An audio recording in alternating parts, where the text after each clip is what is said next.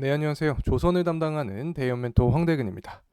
자, 오늘도 삼성중공업 함께 보겠습니다. 사실 제가 어제 좀 힘을 줘서 적정 주가 관련된 내용을 분석해서 풀어드렸는데 이 주가 관련된 내용이 관심이 많이 없으신가 봐요. 이 조회수가 예상보다 적게 나와서 힘이 좀 빠지는 상황인데, 자, 그럼에도 오늘도 분석을 진행해야죠.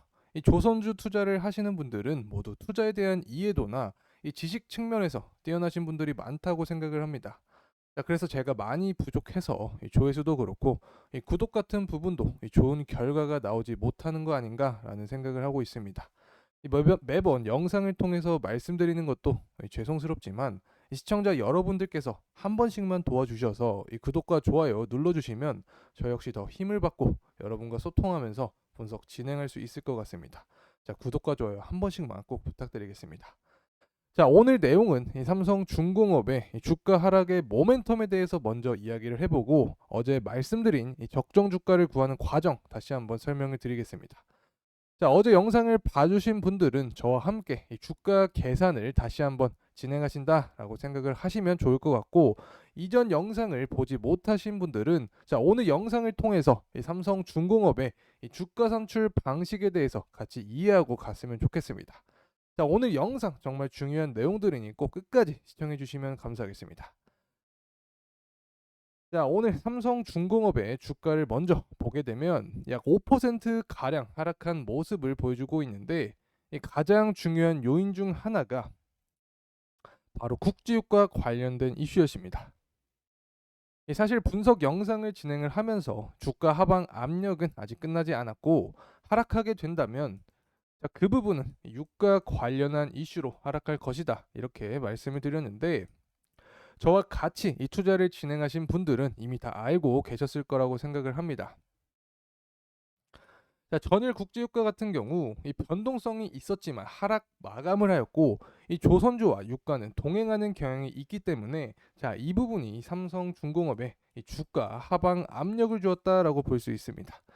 사실 유가의 하락으로 인한 이 삼성중공업의 주가 하락은 이 기업의 펀더멘털에 큰 영향을 주지 않는 부분이죠. 이 가격적인 측면에서의 변동성이기 때문에 모두 알고 계셨던 주가 하락이었지만, 자, 불안한 마음을 갖고 계신 분들이 있으시다면 이 불안해하실 필요 없다라고 말씀을 드리고 싶습니다. 자, 이런 걱정을 없애는 방법이 또 하나 있죠. 이 기업의 적정 주가를 알고 있으면 흔들림 없는 안정적인 투자를 진행할 수 있는데, 지금부터 이 삼성중공업만의 적정 주가 구하는 방식에 대해서 함께 해보도록 하겠습니다. 자, 먼저 1초만 멈춰주시고 보시기 전에 구독과 좋아요 한 번씩만 부탁드리겠습니다. 자, 눌러주셨다고 믿고 이 주가 함께 구해보겠습니다. 이 조선업 같은 경우 이 수주산업 이 조선업 같은 경우 수주 산업이기 때문에 일반적인 주가 산출과는 다소 이 다른 방향으로 주가를 구해야 된다라는 점 말씀드릴 수 있겠습니다.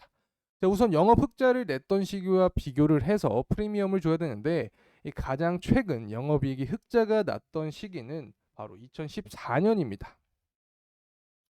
이 당시 영업이익을 보게 되면 약 1,830억이었고, 이 평균 주가는 이 차트를 띄워서 한번 확인을 해보게 되면 평균 주가는 19,000원 정도였습니다. 이 당시 영업이익과 비교한 이 주가의 비례 관계를 파악한 뒤에 이제 24년과 25년 영업이익 평균을 계산하면 됩니다. 우선 24년과 25년 영업이익 평균을 보게 되면 6,100억 정도로 볼 수 있습니다. 자, 그래서 영업이익 대 평균 주가비를 통해서 이 적정 주가를 구해보면 약 62,700원 정도가 나오게 됩니다. 자, 하지만 우리가 중요하게 봐야 될 점은 바로 유통 주식수입니다. 자, 2014년에 유통 주식수가 2.3억 주에서 2021년 이후에는 약 8.8억 주 가량으로 유통 주식수가 증가를 하였고, 자, 이 부분을 통해서 우리는 생각을 해볼 수 있는 게, 자, 공급이 늘어나게 되면서 주가 역시 하락할 수 있다. 자, 이 부분을 생각을 해야 합니다. 자, 그래서 유통 주식수가 2.3억 주에서 8.8억 주로 증가한 거면 약 280% 증가한 건데, 이 부분 역시 주가에 반영을 하게 되면 최종적으로 16,000원 가량을 최종 주가 목표로 잡을 수 있습니다. 사실 2014년 같은 경우 이 삼성중공업이 이 높은 밸류를 받고 있었기 때문에 이때 당시와 정확하게 같은 방법으로 이 주가에 산출할 수는 없지만, 현재 조선업 같은 경우 24년 이 반도체 업황과 더불어서 이 높은 평가를 받고 있기 때문에 이 삼성중공업 같은 경우 16,000원대에 이 주가가 나와도 이상하지 않은 상황이다라고 말씀드릴 수 있습니다. 하지만 우리는 이 보수적인 스탠스 역시 필요하겠죠. 리스크 관리를 위한 부분인데, 이 전 고점 부근인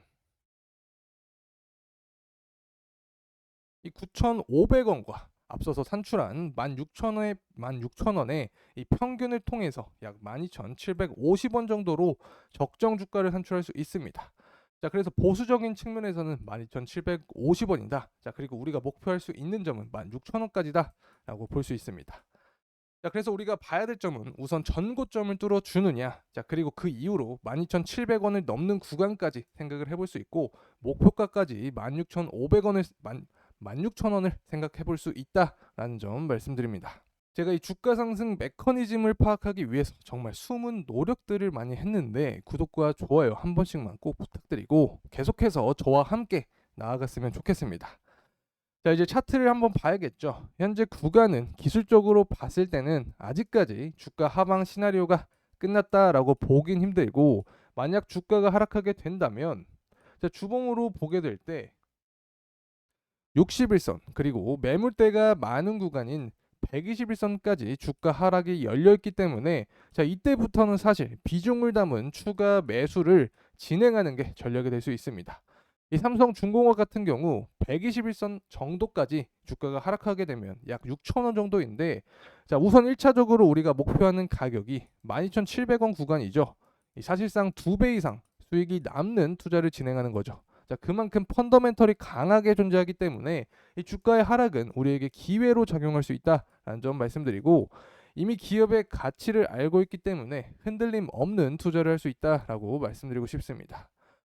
자, 그리고 삼성중공업 같은 경우 최근 중요한 이슈가 있었는데 바로 FLNG 수주 관련한 내용이죠. 이 삼성중공업이 2조 원 규모의 FLNG 한기에 대한 수주를 했다라는 기사 내용이 나오면서 이슈가 생겼습니다. 자, 이 부분은 사실 이 전자 공시 시스템에 들어가셔서 이 삼성중공업을 검색을 하시고 이 단일 판매 공급 계약 체결을 누르게 되면 이슈에 관련 내용이 나오게 됩니다.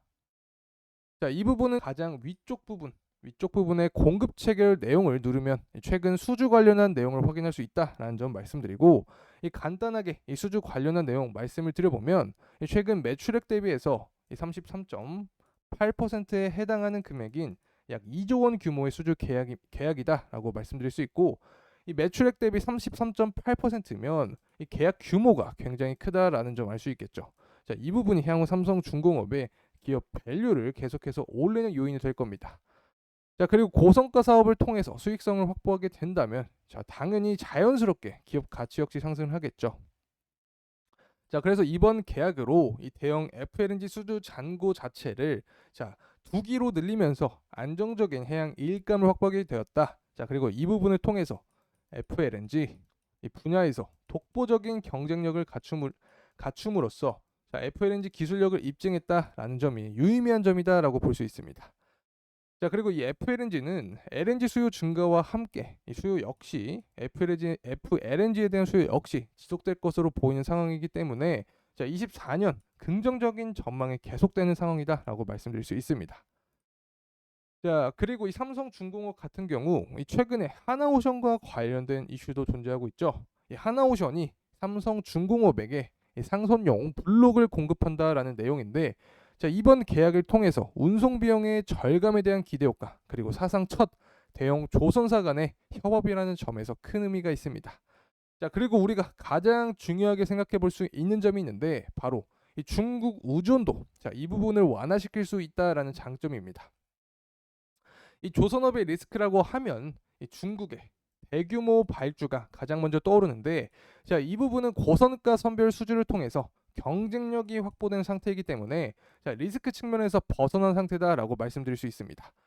자, 그리고 후판 가격 인하 역시 이 삼성중공업의 이 장기적인 수익성에 긍정적인 영향을 미치면서 추가적인 주가 상승 모멘텀으로 작용할 수 있습니다.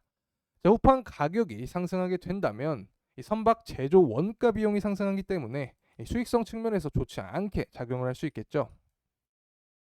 자, 이번 철강 업계와 후판 가격 협상을 하게 되었는데 결국에 톤당 90만 원 중반 수준으로 가격이 인하든지 합의가 되었습니다. 자, 이러한 후판 가격 인하 합의에 대해서 이 설명을 전 영상에서 드렸는데, 자, 이번 영상을 통해서도 간단하게 설명을 드려보면 이 중국산 후판의 수입이 증가하고 있다. 자, 그리고 최근 엔화를 보게 되면 최저치로 향하고 있기 때문에 일본산 이 고품질 후판 역시 싸게 살 수 있는 상황이 되었다. 자, 그래서 후판 가격 협상에서 유리하게 작용을 했고 이 부분을 통해서 가격을 인하하면서 계약을 했다라고 말씀드릴 수 있습니다. 자, 그래서 후판 가격이 인하가 되면 중장기 수익에 긍정적인 영향을 주기 때문에 중장기 주가 모멘텀으로 계속해서 작용할 수 있습니다. 자, 그리고 앞서서 이 중국 관련된 리스크를 말씀드렸는데 사실 이 국내 조선사 중에서 가장 큰 리스크라고 할 수 있는 부분이 인력난 문제죠. 자, 이 부분은 이 AI 기술 그리고 스마트 조선소를 통해서 이 인력 문제를 해결하려고 노력을 하고 있습니다. 자, 이러한 인력 관련한 문제가 해결이 된다면 우리가 세운 1차적인 이 적정 주가에 더 빠르게 다가갈 수 있기 때문에 자, 이 부분은 계속해서 제가 추적을 하면서 여러분과 계속 함께 하겠습니다. 자, 이렇게 오늘 이 삼성중공업의 주가 하락의 원인부터 이 적정 주가에 대한 계산 그리고 리스크와 관련된 이 주가 모멘텀까지 살펴보는 시간이었습니다. 자, 계속해서 영상을 통해서 강조드린 내용이지만 이 삼성중공업의 기업 가치는 변함이 없는 상태입니다. 이 주가 하락이 나오게 된다면 기준점을 잡은 우리들은 이 성공적인 투자를 이어갈 수 있을 거라고 생각합니다. 자, 오늘도 영상 끝까지 시청해 주셔서 감사드리고 이제 새해 첫 걸음인데 다들 항상 행복하시고 건강 챙기면서 즐거운 하루하루 보내시길 바라겠습니다. 다시 한번 감사합니다.